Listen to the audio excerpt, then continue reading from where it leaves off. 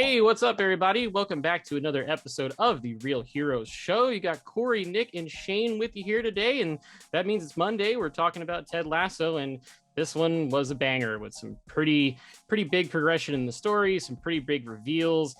God knows what else. I've been on vacation for a week and a half, and my brain is pretty much not working. So I'm going to try my best to swim through this one as Nick and Shane guide us through what was a tremendous episode. Gents, how you doing today? Good. Not as good as you, who've just been on a beach for a week and a half. Yeah. I was in Hawaii for 6 days and then San Francisco for 2.5. And I visited Endor, otherwise known as Muir Woods. Nice. Nice. You did do that. Cool. Got to swim with some sea turtles and dolphins and local Hawaiian people and all that fun stuff. So so let's get into this episode. I think it was entitled The Signal. It's episode 6 of season 2. Hard to believe, gents, that we're halfway through this second season of Ted Lasso already. Yeah, really. Wow. I'm not gonna sing it. Bad reference, Shane. There will be spoilers in this episode if you've stuck around this long and haven't watched this episode. What the hell is wrong with you? Get out of here and watch it and then come back and see us. So boys, let's just dive right into the thing that's on everybody's brain right now. It was Sam. Sam Obisanya. Sam all along. Holy shit. So they did not really see that. They pulled the strings and really made you think it was going to be Ted. Even I think I watched the 2 episodes back to back. So I think it was in episode 5 where it hard cuts to Ted on his phone and you're like, oh no, it's going to be him. And then in this episode, they completely flipped the script on you. And the object of Rebecca's goddaughter is her match on Banter. Nick, what the hell are your thoughts on this one? You know, when I went back and watched it for the second and third time, it started to become a little bit more apparent when Rebecca's at the match and she looks at her phone and realizing that, LDN152 isn't replying because he's playing a match right in front of her. And it's like, man, I can't believe it. We were all played. What a way to just keep a secret locked down for was it 6 episodes now? So I don't know how this is going to go. It's like a HR protocol to a certain extent. Because Keely and Roy are together, so I mean, they can make it work. But a player and the owner, I don't think that's going to fly. So. Yeah. I mean, there's just no way it's going to work. And I want to say, what do you guys think whenever both of them figure out who they are?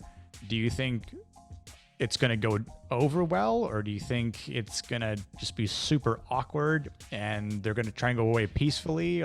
What do you guys think? I'm hoping and praying for cringe. I don't know about you, Shane. Yeah, I kind of am too. We've been talking about this for the past couple of weeks and even Nick and I talked about this last week, and we said, I think we both generally agreed that the writers were probably playing us. It wasn't going to be Ted. We mentioned that the hard cut was too obvious for it to be Ted. But we were thinking how awkward that would be. And I think we mentioned the workplace relationship thing, but they dialed up the awkward even more by making it a player rather than the coach, because it's gonna be great. And it's weird that it was Sam because he already had this step up moment in this episode, or rather this season, and he's been kind of leading the team in a certain way, morally and ethically, but also at first I thought, well, what if it was someone else in the team? What if it was Jamie Tart, right? Jamie, meh, and I'm not an ugly boy with slightly bad hair. Great. So speaking of Banter, though, so the funny thing is that Sam is the reason that Banter is the sponsor of the team now. That's a very good point. I didn't even think about that. Yeah, and now that could potentially be the downfall of lots of things. And I know that like Ooh. we don't usually root for catastrophe in our daily lives, but god damn it makes for good TV. Yeah. I love it sure when does. stuff just like the tension gets ratcheted up and then it just kind of all crumbles when something like this happens. And it's going to be very interesting. I'm curious to see how long the writers are going to drag this on now that they've let the audience in on the secret. Yeah. Right. Does that conflict happen next week? Does it I think happen it'll be 3 next weeks from week. now. You think so? The way that they've kind of done setups and resolutions in this season has been pretty fast. It's they'll true. set up an issue and they'll almost immediately get to it. So I'm thinking like that'll be a main plot line for next week. Yeah, but that's very. we'll see. I couldn't see it going more than 2 episodes, right? Like because that's almost Right. dragging it on too much. But Yeah, I think they kind of know when they're going too long on something, and they have a good feel for it. And I hope it's super awkward and not one of those like Rebecca finds out by happenstance from like not really like eavesdropping conversation, but just sort of hears it. Like, someone's looks at Elbasanya's phone, like, oh, Right. who are you talking to? Boss girl, and then like Rebecca in passing's like, wait, what? Oh my God, it's him. And I then could just- actually see that happening. I could too. That's actually a Like- pretty likely way of writing that. Now that you say that, And she just texts him like, we can't talk anymore. Like, right? Before it gets too awkward, but Right. yet it's still like secretly awkward. You see that like look of just terror on her face. Yeah, just Yeah. Oh no. She's got a good face for that. Like her eyes can get very, She does. very Yeah. large, as Yeah, evidenced by large. her like Yeah. weird things she did in the prior episode. Yeah. But let's invade France. shame. Shame. Yeah. For those who She's don't good know. at that. She's the shame bell lady from Game of Thrones. Yes. Cool. So what else is going on in this episode? The team's playing well. They're kicking ass and what taking isn't names now, going right? on? Teams there's 4 there's a- 4-game winning streak at the beginning of the episode, 5 by the end. So, it's great to see them winning. They can change their little dry erase board with the wins, losses, and draws. So, in due time too, when they've got the most important games of the year, now they're going to the semifinals, I think it was. So, that's big. I'm kind of curious as to who they're going to play next, because they just beat Tottenham, right? Like during extra time, no less. So it's going to be I don't know if it's next episode or upcoming, but I am pretty sure it's Man City, whoever they lost to in the prior season. yeah. Wait, So- that was actually like a detail that people picked up from the initial trailer Oh, cool. Okay. for the season. Okay. They noticed that Man City was in there, so it's clearly setting up a collision course between Jamie Tartt's old team Ooh. and the team that beat them and got them relegated last time. Like it's poetic of sorts. Yeah. I was going to say that too. Go ahead, Gory. It's funny you mentioned Jamie Tartt because Yes. he gets to be a prick again. Yes. Yeah. Are we gonna do it in unison? Oh, Yeah, look ready? at that. One, Ready? One, 1, two, 3, 3. 3. I love it. All the sportscasters like, I'm very sorry. We're having so much for fun. that. What is happening? what a fruity language.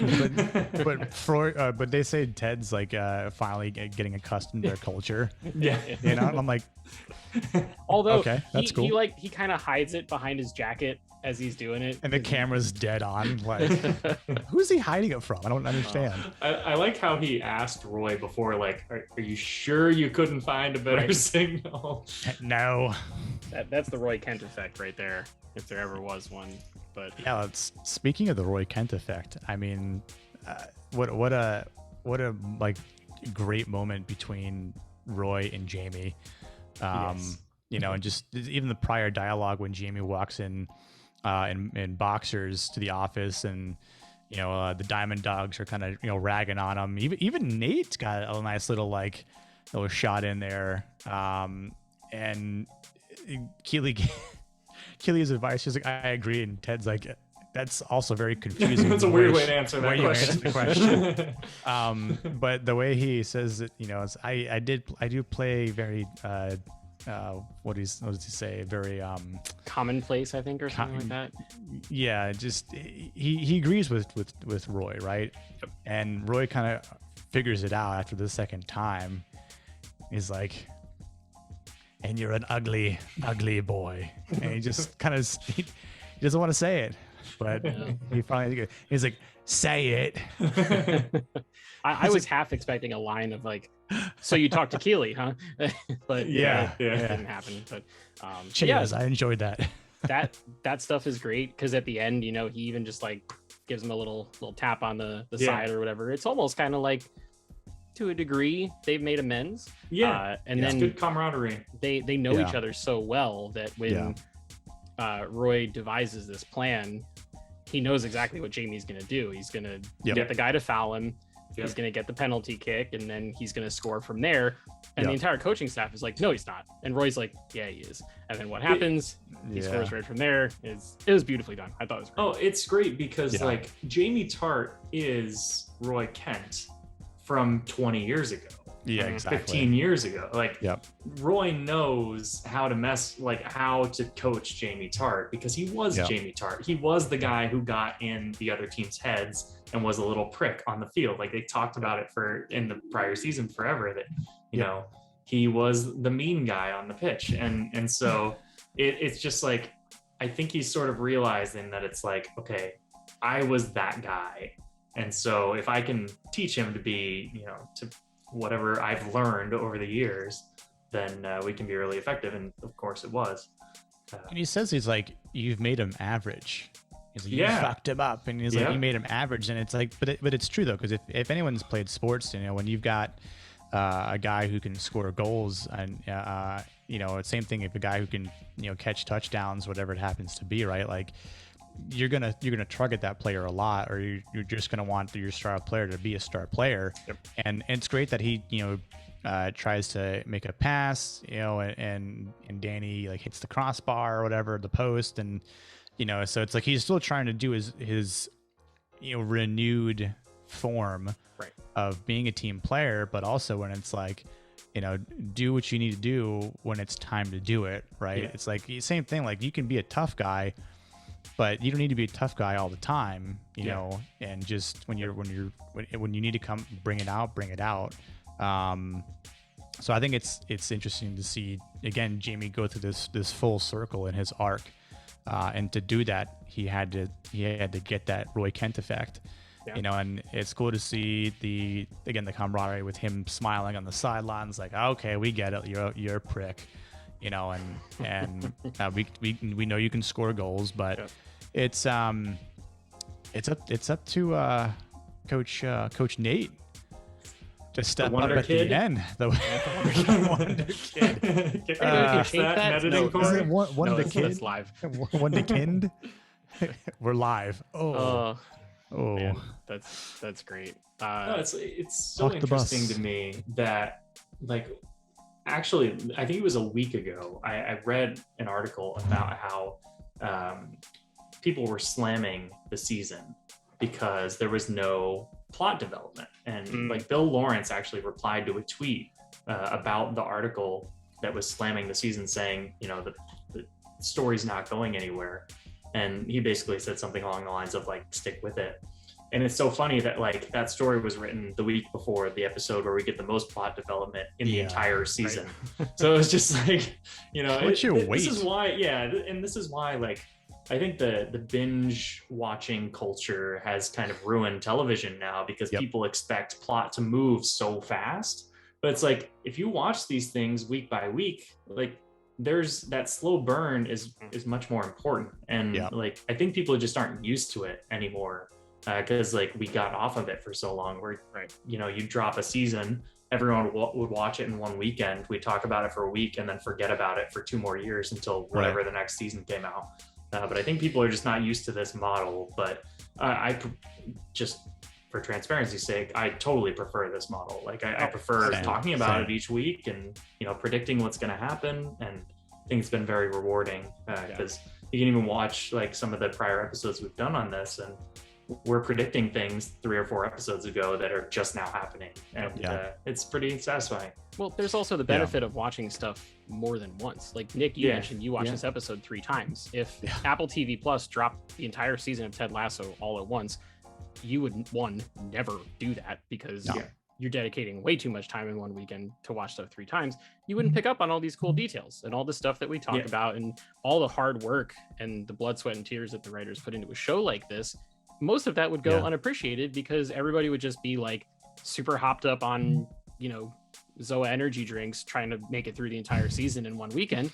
Right. And then, like Shane said, it'd be like Stranger Things. I don't remember what happened in season 3 other than the fact that there was shopping just goes so fast. Right over your heads. There was so a mall, much, and there was a monster. And then they fought, and then the season was over, and I have to watch it again before the new one comes out, or else I'll have no fucking idea what's going on. So I think this is much better, and the hype with everything, whether it's this or whether it's a Marvel show or a Star Wars show or whatever, like that week by week hype train is super exciting. I think it's the best way to go about doing stuff. But agreed. So do we want to talk about our main character before we wrap this one up? Two things. Or do we have anything else before that? Yeah, quick interim with Coach Beard and Jane. I did want to talk about that. Back together. It just goes from one extreme to the next where they're back together, and then Jane gets kicked out of her place, her pad, and then she's moving in with Coach Beard, and multiple times we get the Higgins the gag. Which I laughed every single time, even after my 3rd watch, just seeing him do that. And Rebecca even says, "Oh, that noise is you're doing the noise again." Yeah, like it's not the first time he does this when something's around, and it's very true to life what he says. Is it? And like you don't interfere. Like if anyone's ever been in a rough relationship before, and you've had friends that just kind of watch you go through something like that and they don't speak up. I mean, I've been something like that. I can speak freely to it, and I wish my friends would have pointed it out and kind of just like woken me up a little bit to be like, dude, you're this is not healthy, and I love the fact that where it takes them, and it thought I was gonna go really really bad because Beard slaps his hand like when he's trying to shake his hand, just gives him a nice big hug.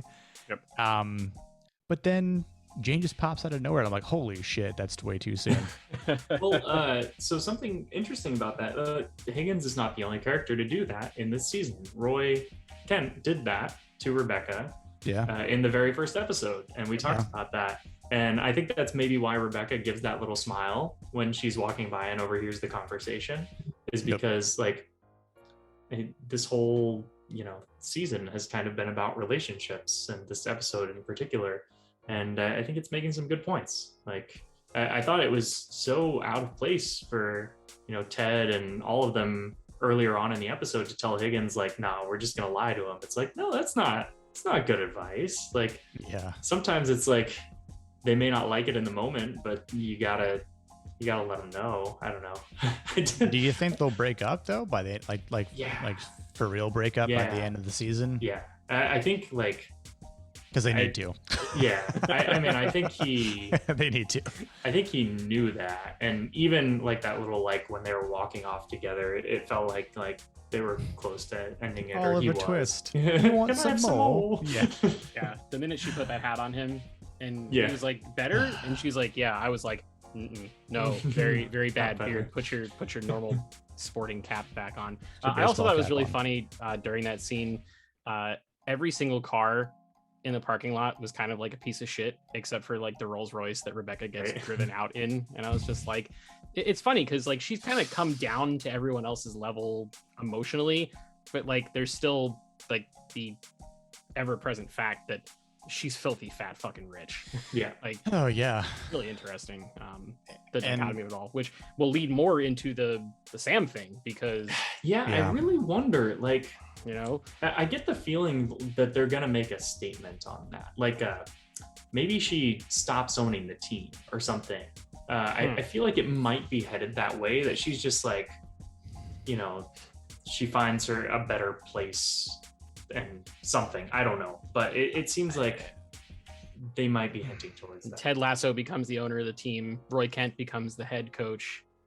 problem solved. Bada bing, bada boom.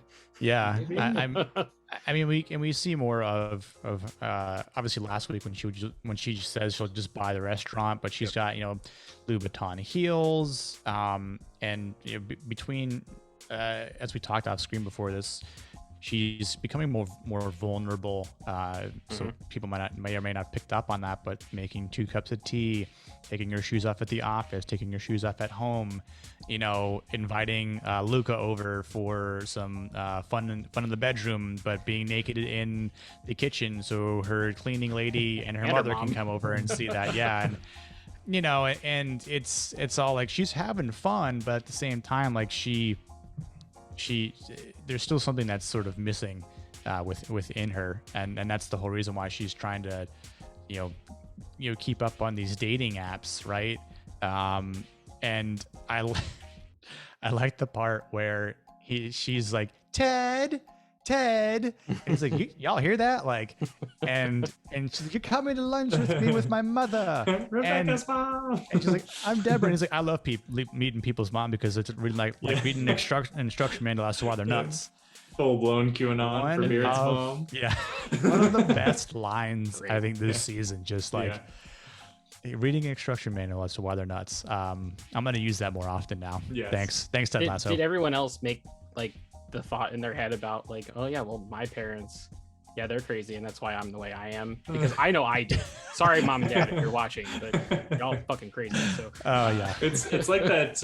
Is it State Farm where they're like, the tragedy of people becoming their parents? Yes, I think so. The commercial. Yeah. So funny. So what was the other thing? I think because that was just the one, right? Well, she cares about someone else. She cares about Mr. Ted Lasso, who, I think by the beginning, the beginning of this episode, he walks in right to the building. He's saying hi to everyone, as he usually does. That we finally get to see laughing Liam. Like, holy shit! I just started laughing because it was hilarious. The dude who laughs like that, it was great. But he talks about, he has another inference with Dr. Sharon again, and it's the phone call that he gets, right? Yep. Yeah. And about his kid. Is everything okay? I think that there's more than that too, though. Oh, absolutely. Something that I caught. So I don't want to cut you off too much, but something that I caught when he was at the game and he has his panic attack is that they played the voiceover from the prior season of Jamie's dad yelling at Jamie. Yep. And we can hear his kid too. Yeah, we had talked in probably episode 1 or 2 or something about Ted's daddy issues and like how that was being hinted at. Like that's a full blown, like there's something there that the writers are not telling us yet, but hopefully will soon. I have my theory after watching it 3 times was, I think his dad wasn't there enough, and the fact that if ever something happened to Ted when he was a kid, his dad wasn't there to help him out, or when he needed him most. That's a really good point. And when his son needed him the most, he's in London. He couldn't be there. A bit of a commute, as he says, and he says his wife, his mother's there.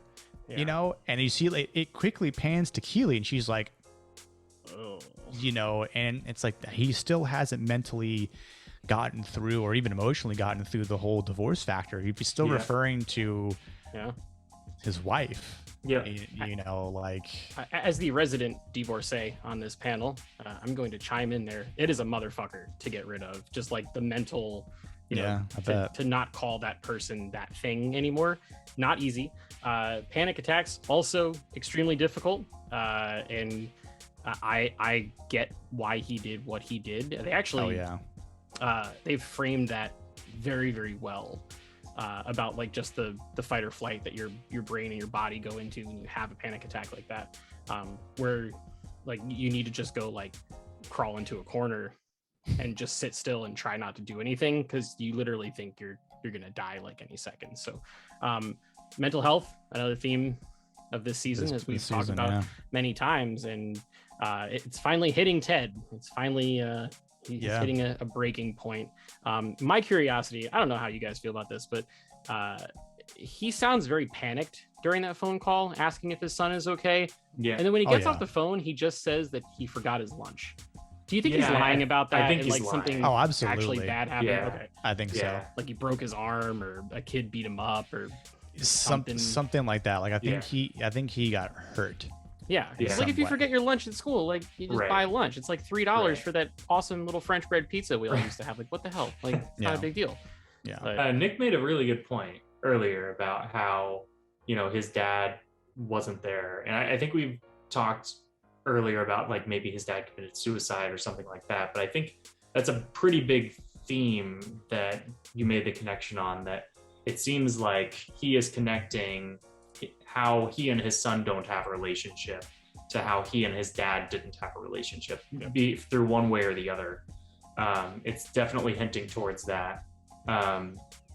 We got the hint a couple episodes ago about, Ted saying like, Sam's going to be okay with this news of Jamie coming back because Sam has a good dad. Yeah. And I think that's like how Ted kind of frames everything, is like father figure type of thing. And even when I think the Christmas episode was interestingly and maybe well placed 2 episodes prior to this, right? When he has to FaceTime his kid for Christmas, he can't be there. Yep. And now something's happened to him, right? Like it's and he bought him something really expensive and completely superficial because of the guilt of not being there. Yeah. So it all kind of connects and makes sense. I wonder if he goes back to the US at some point in this season. That's it seems like that could be, because like the team is clearly getting on without him as coach just fine. Like Roy and Nate are both showing that they're effective coaches. Beard already knew more football than he does, and he's clearly not in a good space to give them that emotional pep talk that he's usually given. So I'm wondering if like he takes a step away and we get kind of a crosscut between him and the US trying to fix his life and the team. I wonder if that's kind of where they're going with it. Yeah, I wonder if, because it's like saying him going there during the off season.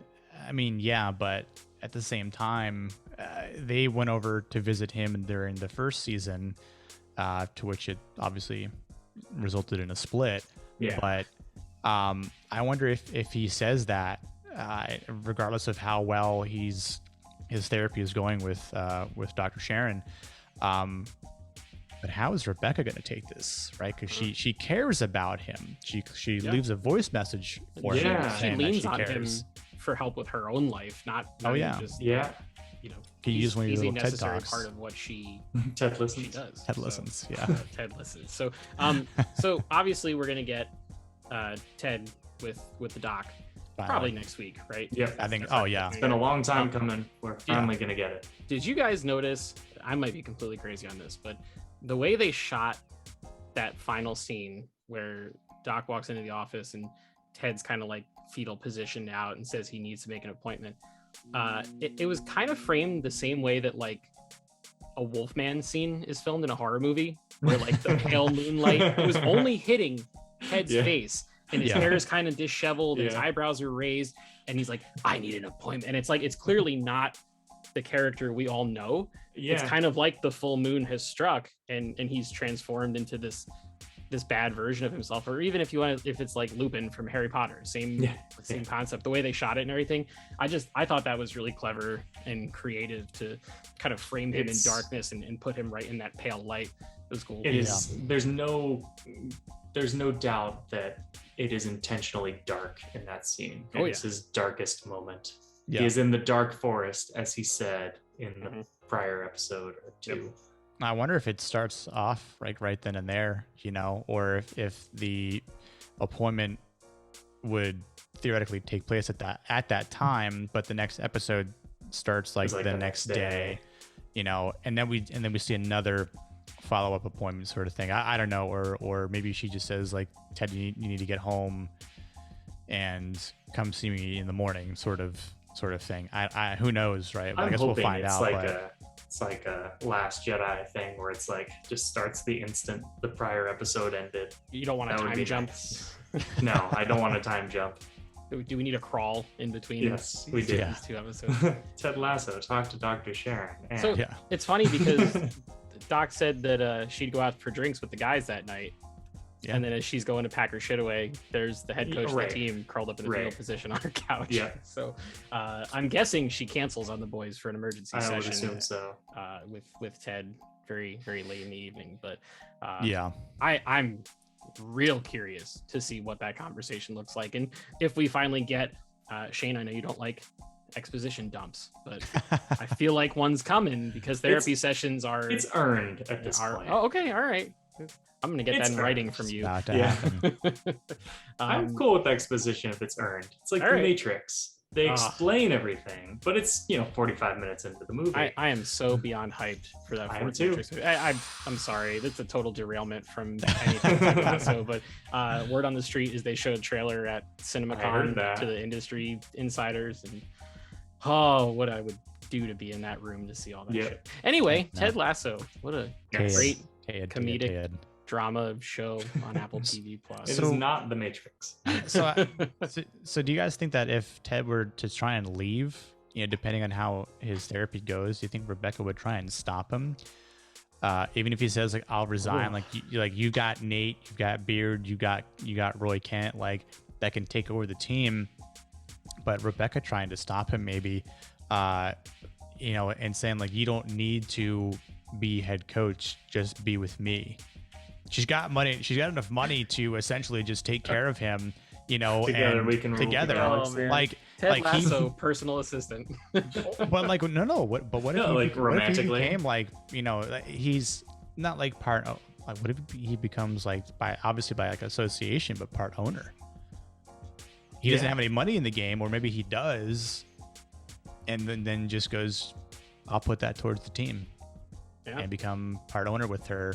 And the fact that he's still there, it still would make the show be Ted Lasso.